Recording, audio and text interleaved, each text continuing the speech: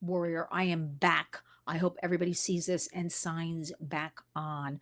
Forgive that slight delay, but there was some sort of echo. But let's get back to Virginia Giuffre and why this story and why this new memoir of hers is so important.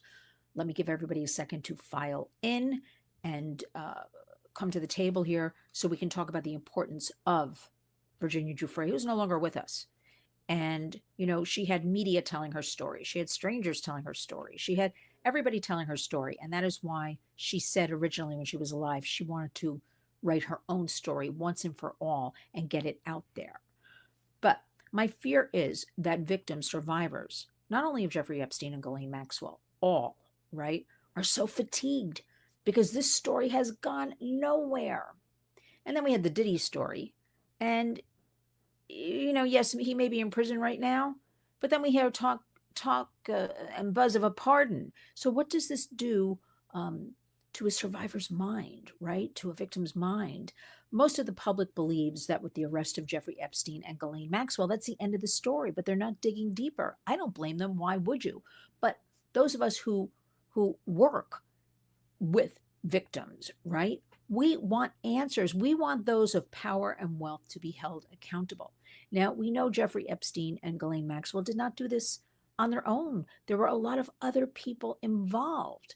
Again, a power dynamic of where they're allowed to get away with it. Because again, Jeffrey Epstein, people knew about him for years and years and years. 2008 in Florida, he was allowed to, walk in and out of a jail cell, supposedly. And continued on his merry way. But this book that Virginia wrote, and welcome back, everybody. Thank you for coming back. Fred is here, Lionel Nation, Gracie Lives George, Edie. Thank you, Edie. Always reminds us to hit that like button. That is so important for the algorithms. Yes, I'll urge you all to do that because this information we want everybody to hear. But again, the importance of Virginia Giuffre's new memoir, Nobody's Girl, right? She carefully outlines many things we never heard before and brings to the table even things like if a lot of the men who went to the Epstein Island, the mansion in New York, may not have participated in a more family program here. I think you know where I'm going with this in activities. But she said they saw things and they never did anything about it. They saw naked girls or girls in bikinis or Jeffrey touching minors inappropriately. And that's something every single day I'm asking. Silence equals being complicit. Why are we as a society so in awe? I'll use that word, in awe of money and wealth, which is perceived to be power, that we would overlook children being abused? I mean, where's the morality? I'm not the morality police, but think about this. We're talking about minors. For instance, there was another story today, the headlines about, again, we're a family program, somebody working for former governor of New Jersey, Chris Christie, arrested for CSAM, child sexual abuse material. And the headline was engaging in sex with a 6-year-old. Now, a minor cannot consent, and no minor is engaging in anything. It is called, I think you know the word, starts with an R, ends with an E. So society as a whole is really turning a blind eye. Things are escalating. But Virginia, I want to point out, again, I started before I heard the echo. With her story replicates so many others' vulnerable childhoods. She was born in California. They moved when she was around 4 to Florida. She herself calls herself problematic. Her mother had another boyfriend and another child, and then was with this other man and then had another child, her brother. And they didn't live in the best place, and she ran away several times. And she then decided she's going to live with her father. Her father worked at Mar-a-Lago, and they gave her a job in the sauna, handing out towels. That was her job. And that's where it all began. That's where she met Jeffrey Epstein, Ghislaine Maxwell. I heard various stories. I also heard that where she lived, Ghislaine would drive around and seek out, because it was a very vulnerable area, right? Like a trailer park. This is what I heard. And would seek out, teens, girls, because they're in a vulnerable living situation, and would approach them and say, hey, you can come answer phones for me. You can hand out towels for me, all these little things. I'll teach you some office work. I'll pay you $200 a day. And what 14-year-old wouldn't want to make $200 a day when Ghislaine was full of her charisma and charm? And also, many of these girls not having a mother figure in their life. Ghislaine was the big sister, the mother figure, um, and moved right in. And they're very patient, these predators. So the public has to understand the thing that Virginia is stressing in this book. And I so wish she was here for the publication of this book, because she really was the catalyst. And I really hope that all the other survivors that came forward with her seeking justice can continue in her name. We can't let this go right now. Again, there is a bill in Congress calling for full transparency, release the files. But I dare say, which I started before to say, I don't think we're getting anything. I think anything is already redacted, gone, out there. Although there is a little buzz that there is somebody who's got the list of names. Now, Virginia does not name names other than Prince Andrew. Let me just finish up on her childhood. She points out she was abused as a child. Doesn't say who, says a close friend. Then says abuse by her father. Her brother confirms that he confronted the father. Therefore, she naturally went to this big sister figure, Ghislaine, who said, you know what? You're smart. You're beautiful. We'll teach you a trade. You can get away from this. And she wanted to be a masseuse. So it seemed, actually, think about it, okay, sort of, right? And then Jeffrey came into the picture, and downhill from there. And then she sucked in, psychologically damaged, traumatized, and until Ghislaine and Jeffrey, according to Virginia, wanted her to start having children, for them to give her baby to them, okay? And she points out by this time, a few years later, Jeffrey and Ghislaine were not even a couple. They were just in tandem working together. That's what it seemed. And Ghislaine was procuring girls for Jeffrey. That is what drove her to finally get away. The thought of she could not hand her baby over to these monsters. And she broke free. Sort of. Not really, though, right? Because this kind of lifestyle and what happens to you lasts forever. And the story I hear from other victims and survivors is the same thing: a vulnerable childhood. The predators are right there to pick up the pieces, swoop in, and abuse our children. And I'm not understanding why right now. There's just a shh on this whole story, right? It didn't end with Jeffrey and his demise. It doesn't bode well that Ghislaine was moved to this country club setting and is allowed to walk out and get a latte and go to yoga class. She was seen with a yoga mat. How do you think that affects survivors of sexual exploitation? And that is the whole realm, whether it's trafficking, assaults. Again, we're a family show. You know where I'm going with all of this. They are worn out. They are fatigued. They feel like nobody's listening to them. Nobody's answering them. But Virginia, to her credit, kicked off. She brought down Prince Andrew, because if you see what's going on, have you heard? I just posted a headline on our Lynn's Warriors X. Again, I can't even say it because it's just so disgusting. And in the meantime, this book was given to me. Okay, it's called Entitled: The Rise and Fall of the House of York, which I read on an airplane this week. I can't believe what's going on with this Prince Andrew. Disgusting. But what's more disgusting is that everybody around him knew about it. Again, not doing anything. Children were involved. Minors. How horrible is this?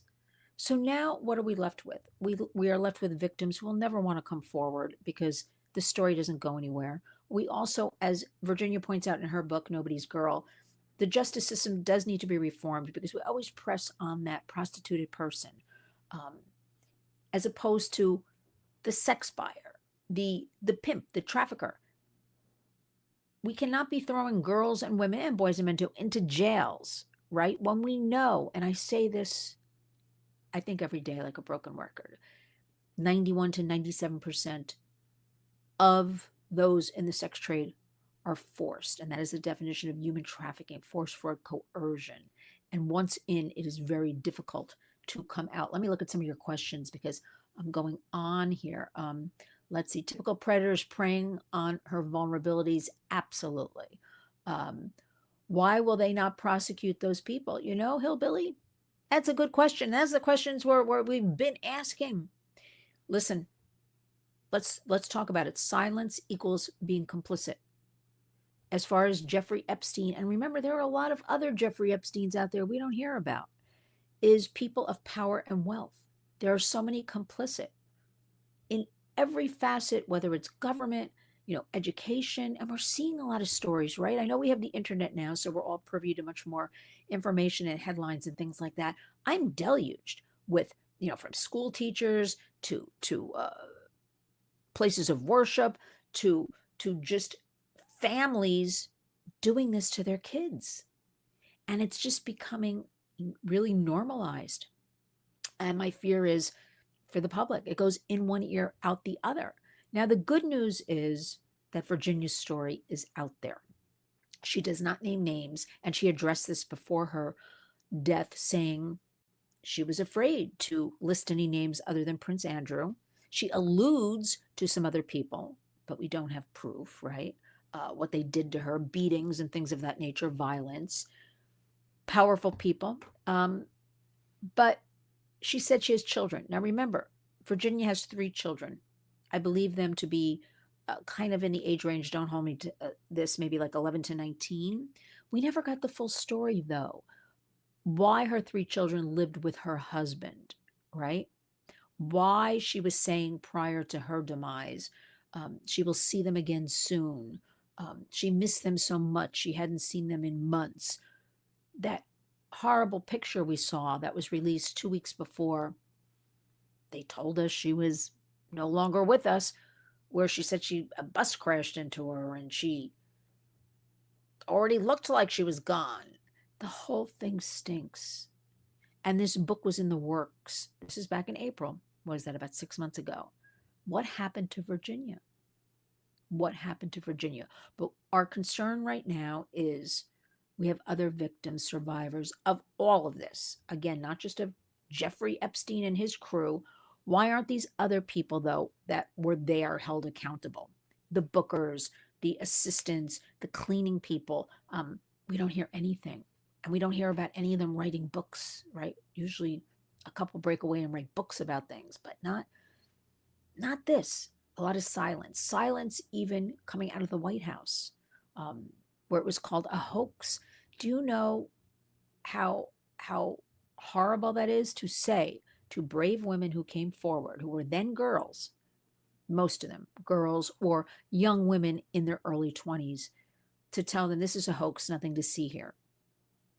Now, let's go to just our children in general, witnessing all of this. What must their little brains think about all of this mishmash going on constantly and being, hit? Because remember, kids have access to 4 devices in their homes, their Chromebooks and their phones and gaming and iPads and tablets and you name it. Oh, remember, an iPad, I see a lot of little kids with iPads. I'm talking 2, 3, 4, 5 years old.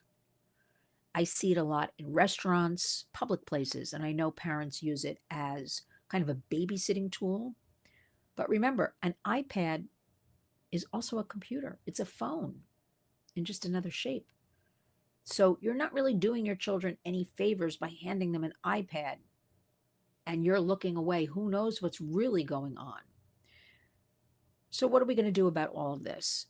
The good news is that Virginia Giuffre is keeping the story going through her memoir. Will it be addressed in the media? Will we hear from powerful people, perhaps, that will step forward? I know Marjorie Taylor Greene is working hard to get more transparency with this whole case. Or are we just going to sweep it under the rug like we do with so many other things? The good news also is that Prince Andrew, and I had no idea even what a creep this guy. And I've been listening to the author, Andrew Loney, of entitled The Rise and Fall of House of York. And not only is Andrew, but Fergie's complicit as well. Now, you know where my mind goes with all of this? They have two daughters. We don't pick our parents. And it is not fair to hold them responsible for what their parents may have done. And there is talk right now, for instance, I think it was yesterday, both of the girls were invited to, I should say, young women were invited to some sort of charity event. They do a lot of charitable things. And they were uninvited to this charity event. And how shocking for them to hear things about their parents. But I didn't know. It is rumored, it is said that Fergie was right there along with Andrew in other areas procuring girls. Do we know if it's true or not? No. But this is what's going on. How about their two daughters? Hearing, seeing, horrific. And I believe they also have children, both of them now. So their grandparents is Andrew and Fergie. Lori Lewis, thank you, Lori, very much for that super sticker. It means a lot for our travel to Washington, which is happening at crack of dawn tomorrow, for education, for our focus groups, for supporting survivors. So thank you, Lori. Lori, you've been with us um, from the beginning, going back with our Lionel Nation, I believe. So it's good to see you here. Thank you for being a warrior. Edie says, I've been very outspoken about devices and putting children at risk. I'm basically cut off from most of my family. And Edie, you're not alone. This is a story I'm hearing from a lot of grandparents, that they're being told you're crazy. The kids like it. This is what my child would never do that. All these different things. So we have a real tough time with all of this with the public. Now, the reason this book, Nobody's Girl, Virginia Giuffre, we never heard anything. We just heard she was gone. Was there an autopsy? Nothing I heard about or saw. Was there a funeral? What about her three children? I believe one might be 19, so they're a young adult. Nothing about them. Why were they with their father? There were stories of domestic violence on his part with her. We were told, oh, she was depressed, she was out of control. Listen, if you went through what she went through, and if there was on top of that domestic violence at home, easy to blame the victim. I'm tired of this victim blaming. The story is old. It never changes. And this is what law enforcement does. And believe you me, I love our law enforcement. I am with them, supporting them, but they don't understand when it comes to the issue of prostitution, sex trafficking. They do not understand about it. And the other thing is shame on our government for not giving law enforcement, because there are those who say, I simply don't have the resources to hire more people, safety teams, go out there. They don't have the resources. How can that be when we give billions away to other countries and we're not protecting our own? And I keep asking this. But right now, our job is we have to stay the course. We have to stay with the protection of our children. That is our rallying cry, because there is a war on for our children. They are our future adults, American leaders, and it's very simple to corrupt a young mind, and the kids are getting hit. Every angle, as I always tell you, you know this, whether it's education, medical, entertainment, including the music. I heard a song, I was traveling out west with work in the last few days. I couldn't believe I was in a parking lot, the lyrics to this song. I actually stopped, by my car, just to hear more of these lyrics. I wanted to make sure I heard what I was hearing. This is what our kids are hearing. This is what they're conditioned. This is why we have a youth mental health crisis. This is why we have failing education system where K through 12, those national report cards told us the highest we have is like one group, 12th graders achieve something like a 30% proficiency rate in math. So 70% are failing. And that's through the board. I mean, it's every state. These are the issues we need to be working on. And I don't understand why we are not. We're just sweeping them under the rug. We are failing our children. We are failing society. And I dare say There is such a moral component to this. I never used to talk about that. I can't figure out why all this happens, why it's allowed to happen. Why was Jeffrey Epstein allowed for decades to do this? Well, because it's very simple. Maybe blackmail, lots of powerful people. We would know their names. You remember Money Talks, Crime Walks? Who were those buyers of those girls or who were with those girls? These are things we always push and want to know. Why aren't we working harder on ending demand? Why, for years, I have been talking about they want to make New York City the sex tourism capital of the country. I didn't make that up. This is what I heard 6 years ago going on behind the scenes. The beta test is usually New York and California. And I'm very afraid for our children. Very afraid for our children. What kind of future when they hear all these things and all this infighting, name calling? It's really horrific. So you've got to be that warrior. You've got to be tougher, whether it's your children, your grandchildren, even yourselves. I'm digressing, but the amount of what they're calling this pig butchering, this scamming, it's into the billions in America. Why are we allowing these servers in Nigeria? Because remember, I've been told by tech people we work with, we're in coalitions with, there is technology to find CSAM, child sexual abuse material, and shut it down. There is technology to shut down this scamming of our elderly and all people. Think of sextortion, where we've heard there are warehouses, and some of those people working in the warehouses are chained to tables. They are trafficked themselves, forced into this slave labor. That's labor trafficking, to go after American kids, because after all, we're the country that's the streets are paved with gold. And they figure American kids have money. I don't understand if there's the technology there. Why aren't we shutting it down? But then again, when I see big tech sitting at the dinner table with the president and first lady, it makes one really go, And now we have AI, a runaway train that everybody assures me will do more harm than good. We know about the good. We have a major force in the education system coming from the federal government. We're all for technology enhancement, being a leader, but not using it as a substitute for kids for learning. We need their brains to develop. We need them to be inquisitive. We need them to do critical thinking and analysis.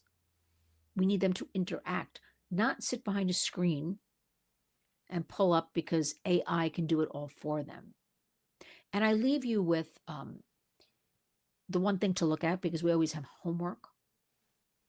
Please be aware of what's going on. Don't be scared. Don't be overwhelmed. Don't close the door. Don't close your eyes to any of it, because our hashtag at The Warriors is community creates change. We have to be in this 24/7, 365. Maybe you don't have to be in it, but I do the heavy lifting for you. I will be in Washington tomorrow morning, bright and early, going to our New York. Remember, I'm in New York State. New York City is my home base. Pressing on them why basically none of them will support the Kids Online Safety Act. The bill has been watered down. Remember, it's in its 5th year. We're now talking about 13 and under, whereas we wanted it, 17 and under originally. It's already down to 13. What about the 14, 15, 16, 17-year-olds? And still no movement. How come I can't get anybody from New York to support it? How come they say, well, it will not help our trans community. They will not have access to looking things up. They will not have that, freedom. That's the argument.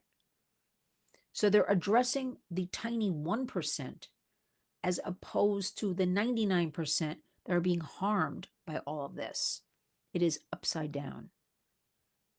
They use the same method. The handbook is very easy for this destruction.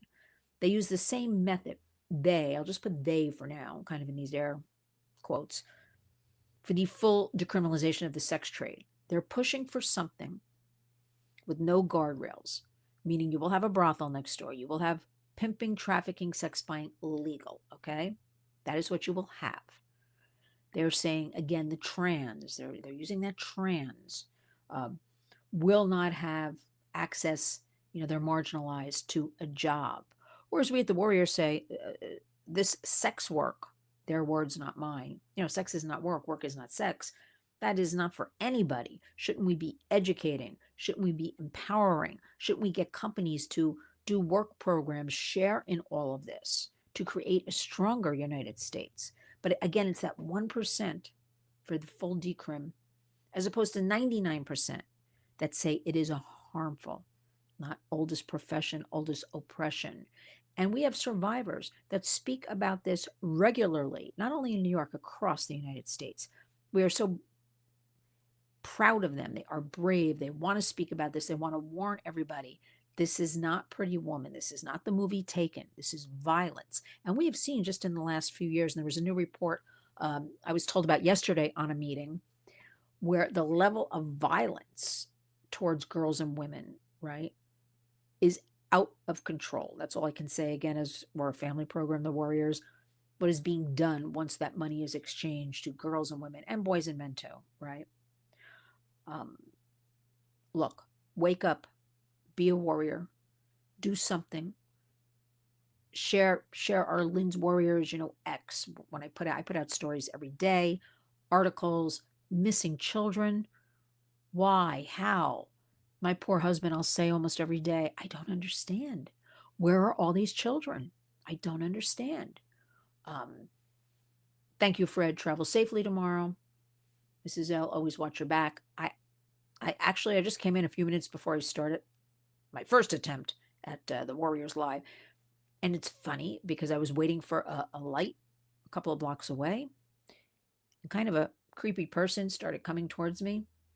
And I thought, I got to turn around and make sure, because that's the new thing in New York. You get hit from behind, or they don't even take anything. They just hit you and run away.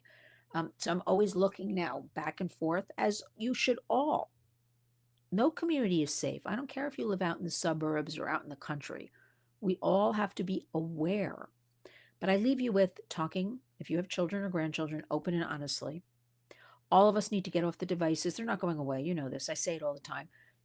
15, 30 minutes a day. I told you I'm now going to be wearing a watch because I use my phone a lot to look at the time. So I'm trying to figure out little ways to get rid of it. Oh, if I have my watch on, like I used to wear all the time, I don't have to look at my phone, because once I look at the time on my phone, then I automatically go to see, okay, did an email come in? Did somebody text me? This way, it'll put a little buffer in there. So there's all these little tricks. Do the same with your children. And there are plenty of videos available. Go to gabb.com, which is a phone company. It looks like an iPhone, looks like an iWatch, but it has no internet capability. So your child can have that phone if you choose to give them one. Remember what parental autonomy. I can't tell you when to get your child a phone, a device. I can tell you delay is the way. I can tell you no child needs anything before 8th grade. Wait until 8th. I can suggest no child needs any of the social media before 16. But if you want to get them a phone that looks like an iPhone or an iWatch because you don't want them feeling left out, I kind of get it. But it has no internet capability, so the predators can't get to them. But you must watch out, because these predators are 10 steps ahead of you and me, maybe 20 steps now. And they're being empowered because nobody's stopping them. They're not stopping them in Washington. Big tech is up there. I heard with the new ballroom at the White House being built, private donations, which is fine. And we like modernizing. And why should people sit in heated tents when you should have a ballroom representative of the White House, the beautiful White House, the people's house? It's our house. Did you know that? It's our house. And a lot of that money came from big tech people. So I heard that. There's also a government program. I interviewed Jacqueline Stapp. Please look for that interview, Make America Fentanyl Free, again, coming from the White House, but also privately funded. I'd like to see a little more work on that. It's not good enough just to have a website and talk about it here and there. You have to, on a daily basis, because the predators on a daily basis, whether they're drug traffickers, sex traffickers, labor traffickers, they're working around the clock. And you know what? Because it's about money. But understand something. It's about children. The demand is for children, not women and men. I mean, that's there. It's our precious children. And I can't understand. I leave you with this thought. Last weekend, apparently, I was told, or I read, 7 million people took to the streets protesting. That's very nice. Peaceful protesting. I guess it was peaceful. I didn't really hear too much about violence. Why won't 7 million Americans take to the streets and demand our children be protected? Demand accountability. Demand. I've had so many girls tell me, now women, that man would tell me he has daughters my age. That man had a wedding ring on. That man, and the United States is, these are the facts, the biggest buyer of sex in the world. That's just, so all of this is speeding up, becoming normalized. People become habituated. They don't want to hear about it. You must demand in your own home that you do talk to your kids. They do listen to you. Nobody yelling and screaming. Have a family partnership. Dinner time, you all put your phones on in a bowl or something. Show the kids and start. I saw an interesting video out of a mom, 4 kids. I think it was this morning. And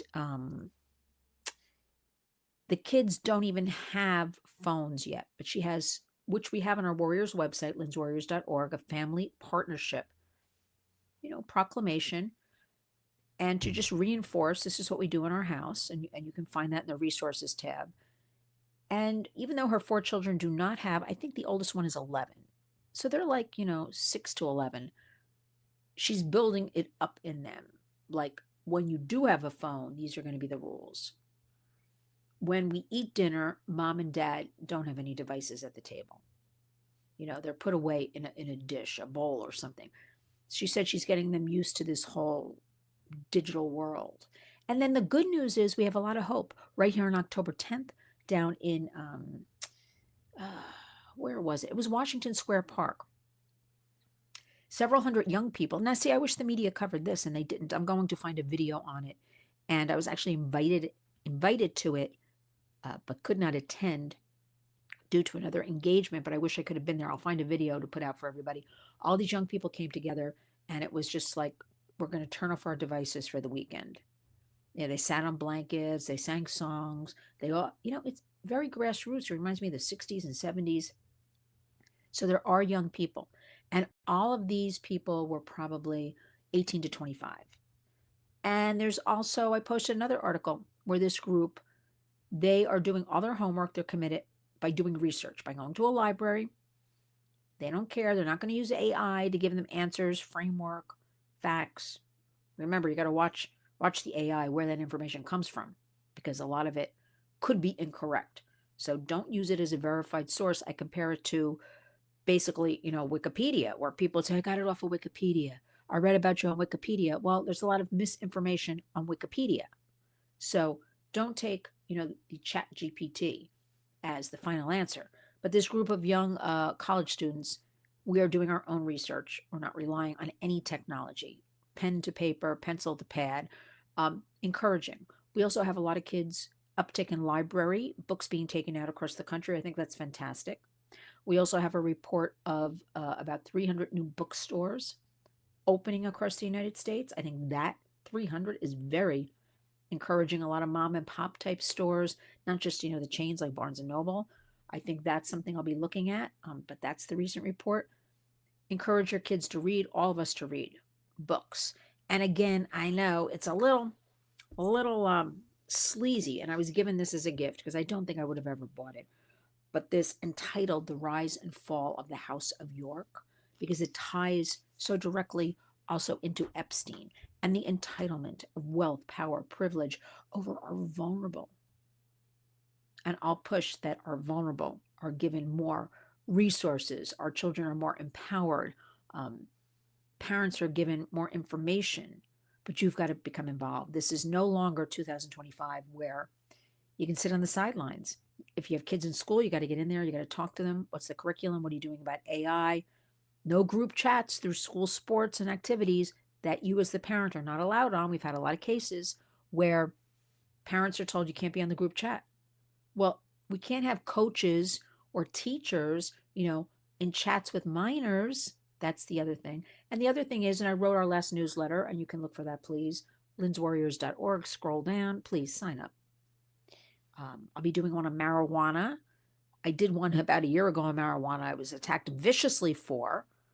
But the fact is, and the moms are telling me this, whose children have been harmed and ultimately harmed, and you know where I'm going with that one, the ultimate harm, that kids thought, okay, I'll smoke marijuana, I'll vape marijuana, it'll be safer than taking opioids and things. Yet the marijuana is filled with fentanyl. Fentanyl, we still don't have a handle on it. How can this be? Our kids can go on Snap and with 2 clicks buy some drugs and have them delivered to the front door. It's got to stop. We need big tech accountability. We need freedom of speech. We all agree on that. But when it comes to our children, we need guardrails. We need protections, and we need to let everybody know, the predators and big tech, they can't get away with it. And yet, right now, they're ruling the roost. But I'll be in Washington tomorrow, and I'll be settling some things up, working on the Kids Online Safety Act. When we put the call to action out, we right now have about 410 organizations that have signed our letter to Congress to bring it to a vote during this 119th Congress. Because if it does not go to a vote, it cleared the Senate 91-3. Of course, I wanted to know who the 3 were, but 91-3, unheard of. Right now we have, as of today, 60, which is that's a good number, 60 in the House that have signed on. That's pretty good. Needs to be better, so I'll be there tomorrow, walking around, going in those New York offices, trying to break through those gatekeepers. Why? Let me explain what this bill means. Because, when you go and read about it, if you look up Kids Online Safety Act, it's not very kind. Because, again, big tech has a tremendous PR arm and lots of money. So, of course, they're going to put out negative stories about it stealing people's, privacy, individuality, and our LGBTQIA kids won't be able to research. None of that is true. The bottom line is a duty of care that big tech enlist, that they take action when they see CSAM. They take action if it's reported to them, take down my image. They take action or face some fines. So let's see where all this goes. I'll be happy to report whenever I get back from this journey, which I'm looking very much forward to. Remember, great things are also happening. We have smart kids. Empower them. Tell them how great they are. Kids need to hear this. Kids report to us. Parents don't care. They don't listen to us. They don't talk to us. And I know we said that over the years, but this is different because we didn't have the internet. But the good news is we have a lot of kids angry right now. That's the 30 to 20-year-old age bracket that are waking up and saying, we didn't sign on for this. We don't want to be these guinea pigs. We don't want our younger siblings or even just younger kids to experience the harm. We have the whistleblowers. We have the studies. We have the stats about dangerous algorithms, that kids are just eyeballs. Kids are the product. Remember, when you're the product, nothing's for free. So let's get with it, everybody. Let's be a warrior. Let's see what everybody said. Okay. Annie, thank you. Good luck. And thank you for your dedication. Thank you. And thank you, Annie, for being here. Everybody who's here, you are dedicated warriors. Fred says, Lionel wrote a great newsletter over Mandan. Okay, Fred, what does that have to do right now with what we're talking about? Lionel does write. My husband writes great newsletters. He's a great writer, actually. You might be referring to what he believes in with the full decriminalization of the sex trade, because he believes, kids should grow up and be sex workers. But we're just raising the alarm about all of that. Let's see what else we have here. I know, Edie. It's almost 2026. Can you believe it? It's going to be November soon in New York City. Today is kind of the first crisp day. It's not too cold. It's windy here, where leaves are falling off of trees. Kind of the colors are turning. And it hit me kind of today that, yeah, the fall is here and Thanksgiving's right around the corner. Let's see. Hillbillies here. Lori Lewis, we thank you again for your super sticker. Um, Fred, I thought you had to shelter in place during the protests. I don't know. Fred, what does that mean? Shelter in place. All I know is people should be out in America protesting for the safety of our children, demanding accountability, demanding that predators online are not allowed to get to our children, predators in schools, the child care, all of that, they are dealt with. There are horrible stories every day sent to me, or I read, or press releases where people are getting, including a lot of women these days, a slap on the wrist for horrible, horrible crimes against children. And it must end. And we must do better, and we must empower our law enforcement and train the justice system. That's a whole nother program. This is a tough one. There's a lot going on behind the scenes of, retired law enforcement taking up this cause we talk about in the Warriors to train. But again, it takes money. And they're always told we don't have the resources. So something to think about. But thank you, everybody, for supporting the Warriors, for empowering me, for giving me the energy to carry on in the name of all of our children and all of you. Just remember, in 2025, each and every one of us must do something. I want to thank you for being here with me. It means the world. I'm very humbled by all of this. But we got to pick up the speed. We got to educate others. We got to share videos. We have to come about it not like crazy people. You got to know what's happening. We got to take care of our kids, number one priority. And then we have to demand accountability and transparency and say this is unacceptable. And we need 7 million of us plus to take to the streets in America and protest to protect our precious children.